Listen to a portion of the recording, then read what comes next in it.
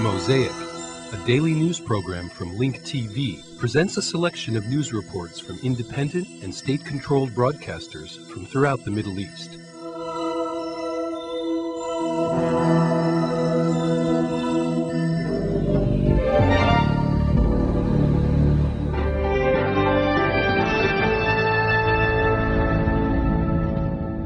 Welcome. In Abu Dhabi, United Arab Emirates, His Highness Sheikh bin Khalifa Zayed bin Hayyan and Abu Dhabi's Vice Deputy of the Armed Forces welcomed French Foreign Minister Dominique de Villepin. This visit hopes to strengthen cooperation and friendship between the two nations. During the meeting, they exchanged their views about the developing situation in the Middle East and Iraq. His Excellency Sheikh Khalifa confirmed the importance of a comprehensive peace in the Middle East to realize security and stability and the implementation of the roadmap between the Palestinians and the Israelis. He also confirmed the importance of stability in Iraq, of the Iraqi people fulfilling their own interests and protecting the unity of Iraq. The Supreme Leader of the Islamic Republic of Iran, Ayatollah Ali Khamenei, refused political parties from entering into parliamentary elections, disqualifying a large number of reformists from entering into the elections to be held next month, causing a crisis in the parliament because the government refused their candidacy. The Iranian Interior Ministry denounced this refusal by the council, saying it was illegal and warned that they would not be enforced. Meanwhile, in Tehran, Iranian Foreign Minister Kamal Kharrazi held talks with the European Union Foreign Minister Javier Solana. The talks focused on efforts to persuade Iran to end its nuclear program and strengthening relations between Iran and the West. Javier Solana said that relations strengthened between Iran and Europe after Iran agreed to sign an additional protocol to the Nuclear Non-Proliferation Treaty. Turkish Prime Minister Recep Tayyip Erdogan emphasized the necessity to implement a just and permanent settlement on the long-time problem of the divided Cypriot island. Syria announced that Israeli President Moshe Katsav's invitation to the Syrian President Bashar al-Assad to visit Jerusalem and resume peace talks is not a serious response to Damascus's proposal to continue negotiations. Rather, this invitation is an attempt to evade the peace process. The Israeli President Moshe Katsav had invited his Syrian counterpart to visit Jerusalem and negotiate a peace agreement between Damascus and Tel Aviv. While Israeli leaders are trying to force peace on its neighboring countries, and while Syria intends to resume peace talks with Israel, the Israeli president sent an invitation to his Syrian counterpart Bashar al-Assad to visit Jerusalem to conduct serious peace negotiations with the Israeli leadership.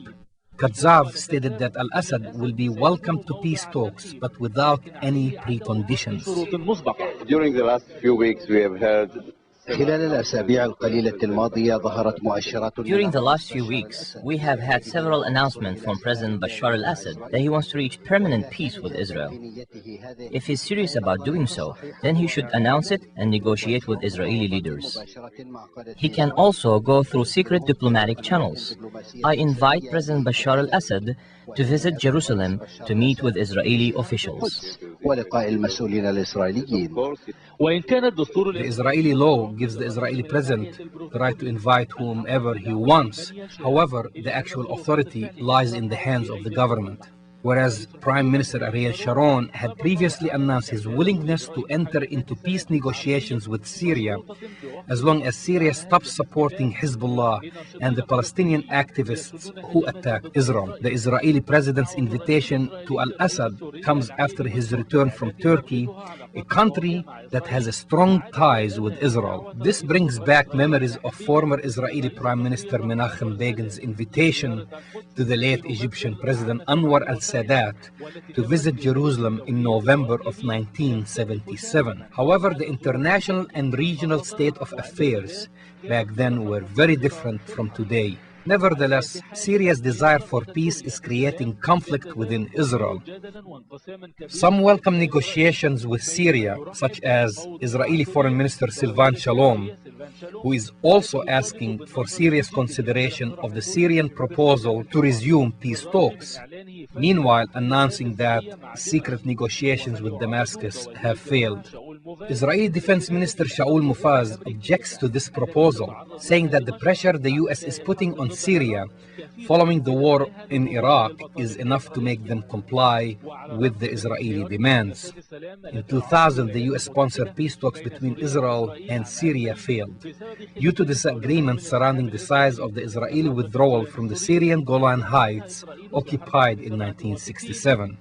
Israeli leaders, however, agree on not withdrawing from the Golan because it is a strategic location for Israel to maintain control of Lake Tiberias, the largest water reserve for the state.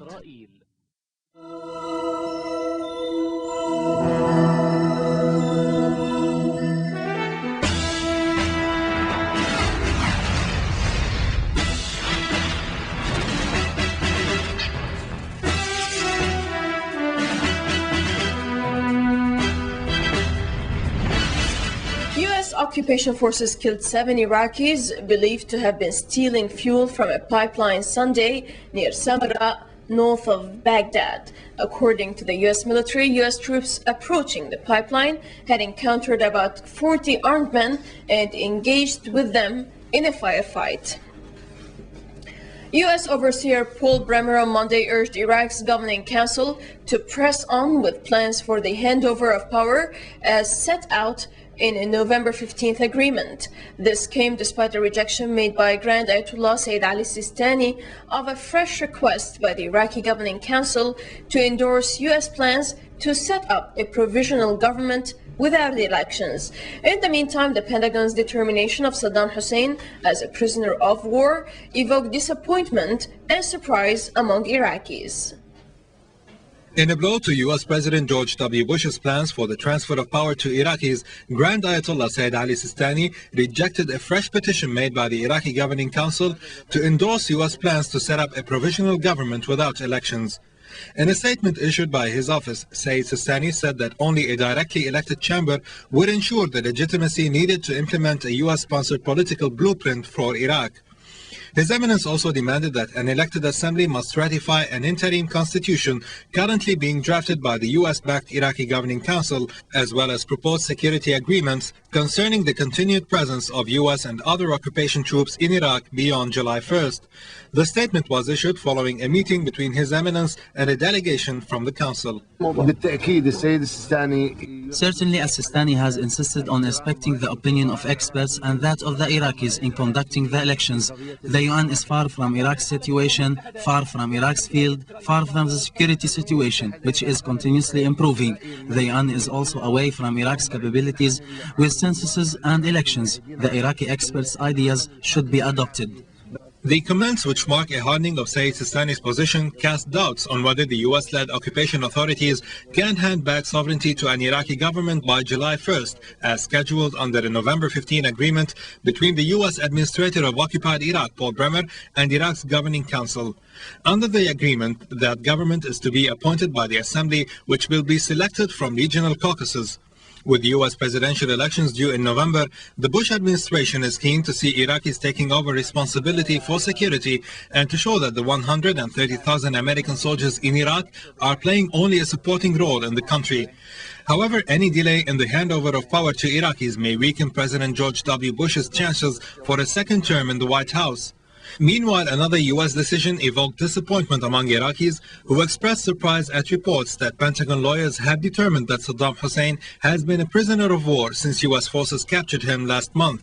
Iraqi Governing Council member Ahmad al-Barrak told a news conference in Baghdad that Saddam Hussein will be still tried by an Iraqi court. I think that to consider Saddam Hussein a prisoner of war does not contradict the Geneva Convention as far as prisoners of war are concerned. On the contrary, this is an implementation of the convention. But as for the court, Saddam Hussein will be still tried by an Iraqi court. But some Iraqis expressed concern that prisoner of war status, which grants Saddam certain legal rights and protection under the Geneva Convention, could prevent Iraqi courts from trying the ousted president for crimes against the Iraqi people. Officials of the US-led occupation late Saturday repeated Bush's assurances that Iraqis would play a leading role and that his POW status could change later. There was no deal brokered between the coalition forces and Saddam for changing his status to an enemy prisoner of war. On the streets of the Iraqi capital, Iraqis speculated that the Americans were trying to deny Iraq the chance to try Saddam for fear the ousted leader would expose secret contracts between Washington and Baghdad during the years when the United States was trying to cultivate ties with his country. British occupation soldiers were on alert Monday in the southern Iraqi town of Amara after a weekend of unrest in which British troops and Iraqi police opened fire and killed 6 Iraqi civilians demonstrating against unemployment. This came after scores of Iraqi demonstrators gathered in the city on Sunday to protest the killings. 6 jobless Iraqis lost their lives because British troops suspected that the protesters were hurling grenades at them. It's actually unclear at this stage who actually fired those shots, but we can confirm that a total of 5 have died in the incident. They were taken away by the crowd and taken to the local hospital, and so as you can quite understand, an investigation is underway now to actually work out clearly what did happen. I can also confirm that 1, maybe 2, but again it's still a little unclear at the moment, were possibly killed by British troops, and the reason for that is that those troops were firing in self-defense. It was quite clear that a number of objects were thrown at the British troops, possibly grenades. Denmark said its troops in Iraq had found about 50 mortar shells buried in southern Iraq and that initial tests showed they could be containing blister gas. But the date of these mortars go back to the 1988 when they were used against the Iranians during the Iraq-Iran war. According to analysts, this discovery does not prove that Iraq possessed weapons of mass destruction shortly before the invasion of Iraq. Earlier, British Prime Minister Tony Blair suggested that Saddam Hussein's alleged weapons of mass destruction may never be found in Iraq. It's a grenade to a heavy mortar, that's a 120 millimeter mortar grenade. We have found just about 50 out there. We estimate there is something between 100 and 200 mortar rounds in all. How old could this weapon? We are not quite certain, but we estimate that the grenades are 10 years or older. In a harsh criticism to the Arab world, Richard Perle, an advisor to Defense Secretary Donald Rumsfeld, said Sunday that the United States had big problems with Syria, which allowed what he called terrorists to enter Iraq via its territory. Perle accused Syria of holding onto Iraqi money and building chemical weapons. Perle also warned against U.S. moves to what he called stretch out its hands to the Iranian regime, though he expressed his belief that a preemptive strike is not called for. And of Saudi Arabia, Perle said, quote, "The Saudis qualify for their own membership in the axis of evil." Deep Hourani, al-Manar correspondent in Jenin in the West Bank, had been arrested by Israeli occupation troops since Wednesday, January 7, 2004. Solidarity reactions against his arrest continued, and for this reason, the Palestinian Press Union held a sit-in in Ramallah. For its part, Palestinian Liberation Front held Israel responsible for the life of Deep, and the follow-up committee for the support of the Lebanese detainees in Israeli prisons denounced the detention of Deep. And in Egypt, the Egyptian informational and legal circles contended that the arrest of Deep is an indication of the affection of purposeful information inside occupied Palestine. In the Gaza Strip, Israeli occupation troops opened fire on and wounded Osama Mahmoud al-Atrash, 35, in Rafah near the border with Egypt. Israeli forces also demolished 5 houses and raided several others in Wadi Salqa village to the east of Deir al-Balah in mid-Gaza Strip. An Israeli military spokesman said a Qassam missile fell in an Israeli settlement in the western sector of Negev Desert, causing damage. The source said Israeli troops arrested 9 Palestinians in Be'er Zayt near Ramallah in the West Bank. A spokesman for the Al-Quds Brigade's Jihad military wing announced in a phone call to Al-Manar channel that the Mortar, who staged a martyrdom operation near Jin Safut to the north of Qalqilia, targeting an Israeli occupation military checkpoint is Ayad Rizq al-Masri. A Palestinian security source announced earlier that a Palestinian fighter exploded himself between the village of Jin Safut and the settlement of Karni Shimron to the north of the West Bank. And Israeli occupation troops shot and killed Fuad Jarwan, 18, in Zaita village near Nablus in the West Bank when they opened fire on a number of Palestinians who were throwing stones on them.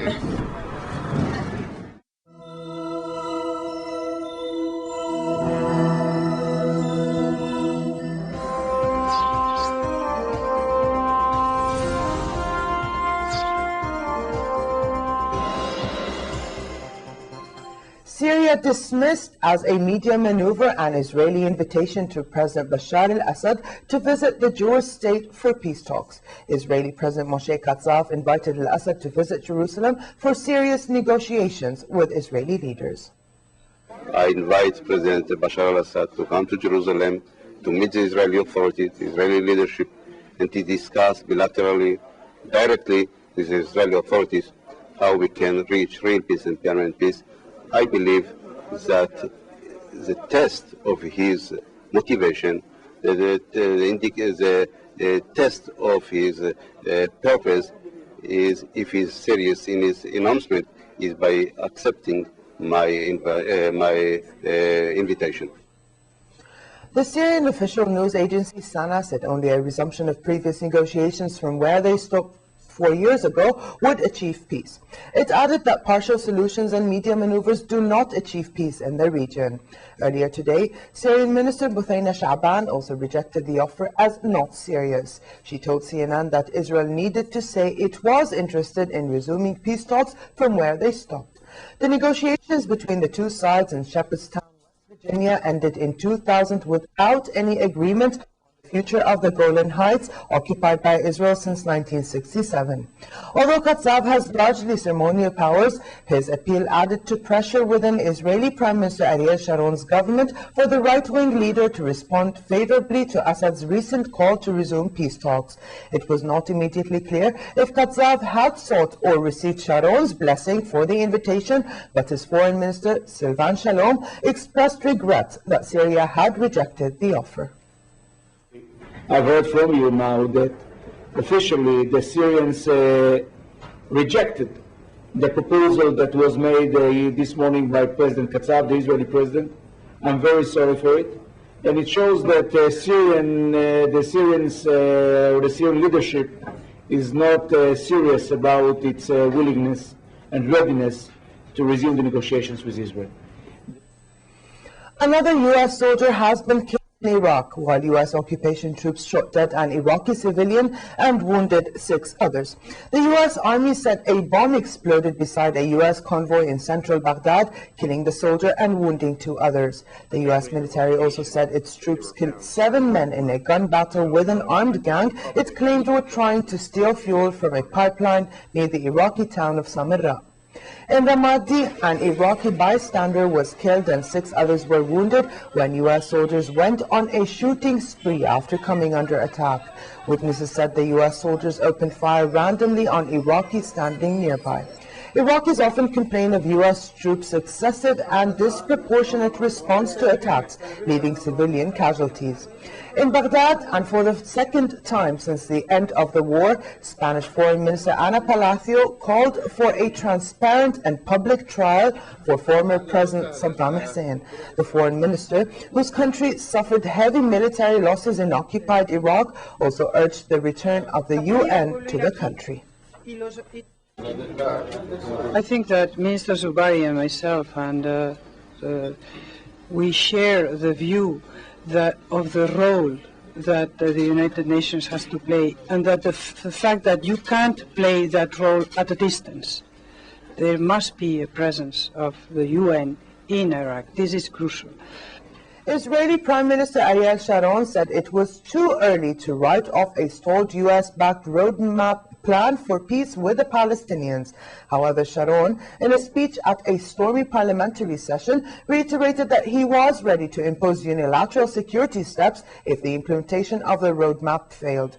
Sharon did not mention this time his intention to dismantle some Jewish settlements on occupied territory and eventually pull back to new security lines if the roadmap process collapsed. He repeated that he could make such a judgment within several months, adding that any such steps would be taken in full coordination with Israel's allies around the world. His omission allowed him to avoid direct confrontation with nationalists in his coalition who oppose any territorial pullbacks or scraping of settlements. Late yesterday, tens of thousands of Israeli right-wingers rallied against a plan from Israeli Prime Minister Ariel Sharon that could spell the end for some Jewish settlements. It was the biggest show of force by the pro-settler movement since Sharon, the right-wingers' champion for decades, said late last year that Israel would act alone to separate from the Palestinians if peace efforts failed. The presence of at least 2 members of Sharon's cabinet in a crowd estimated by police sources at 80,000 underscored internal divisions over Sharon's vow, which has also drawn strong Palestinian opposition and concern from Israel's staunch ally, the United States. Sharon reiterated that Israel was committed to a US-backed peace roadmap, but if that failed, it would take unilateral steps under which we would have to relocate some Jewish communities, as he put it. When Israel will have to, to follow the roadmap, Israel will not be able to hold all the Jewish communities. It's very clear. And even if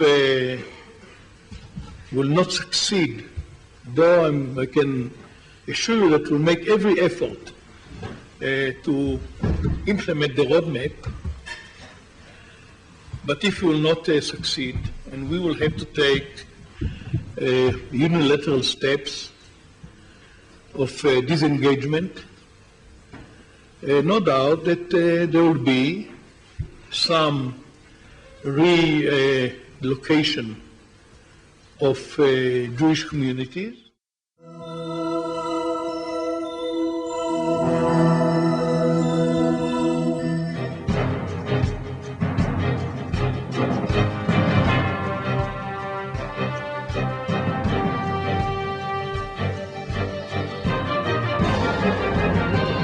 A senior Israeli official strongly condemned recent comments made by the Palestinian Prime Minister, Ahmed Correa, saying that his words pose a threat to the Jewish identity of Israel. Correa announced that Palestinians may be forced to go with one democratic and binational state solution if no progress is achieved in the peace process and if the Israeli government continues the construction of the wall. Israelis and Palestinians continue making official comments in response to Sharon's policies. The Palestinian Prime Minister released a political bombshell with serious implications to the Hebrew state when he announced that the Palestinians may call for the creation of a binational state if the Israeli government continues the construction of the wall. Constructing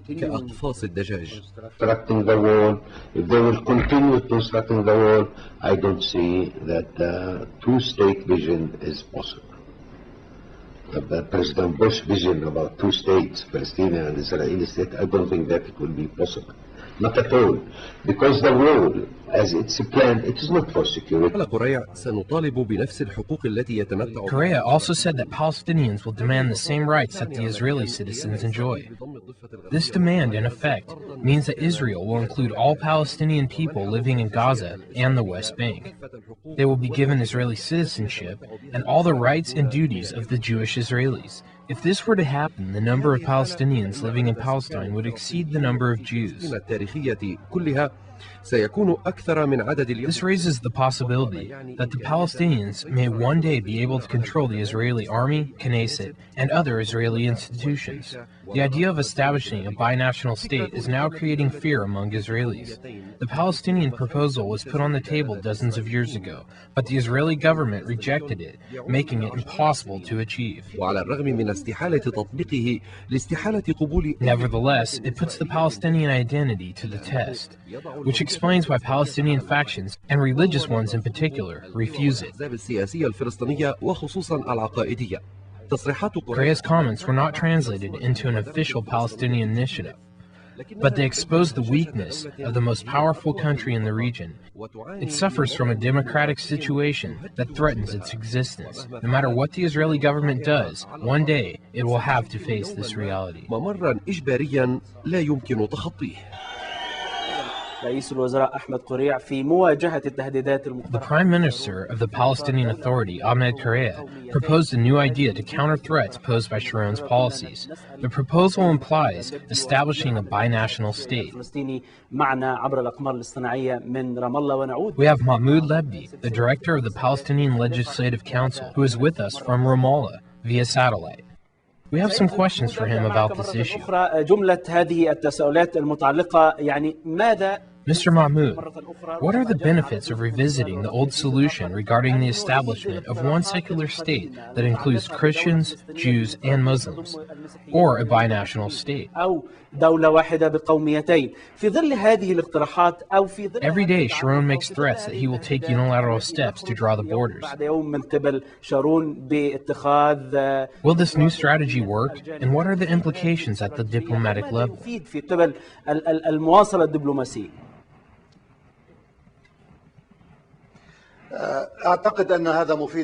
This is good to get people's attention. We do not live alone in this world. We must address international and Israeli public opinion. I think that it is very useful to address the Israeli public, which we have been isolated from.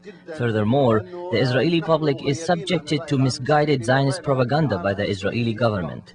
It is continuously creating fear among the Israeli people by talking about what they call the demographic bomb.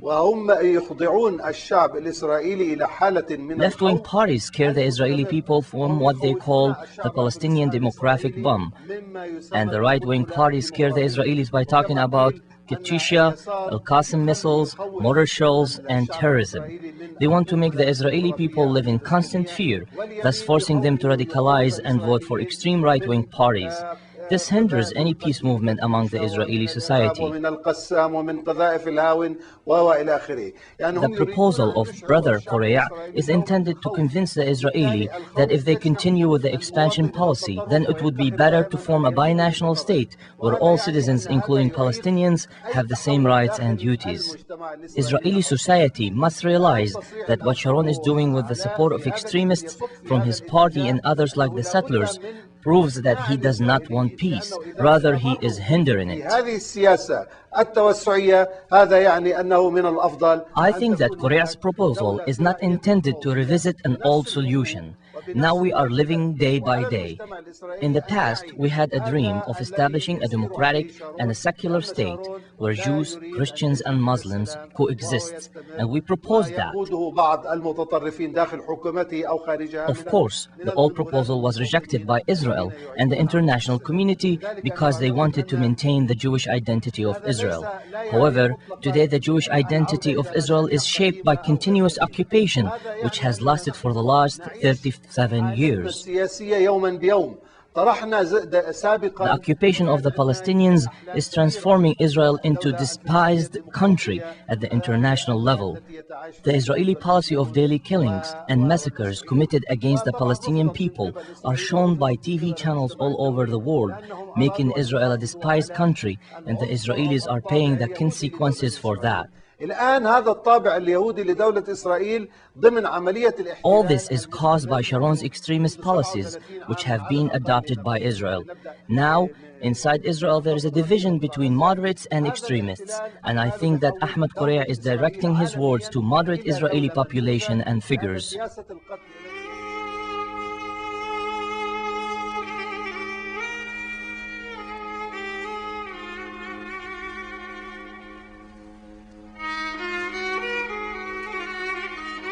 Mosaic is made possible by a grant from the John S. and James L. Knight Foundation, which promotes journalism excellence worldwide and invests in the vitality of 26 U.S. communities, and the William and Flora Hewlett Foundation.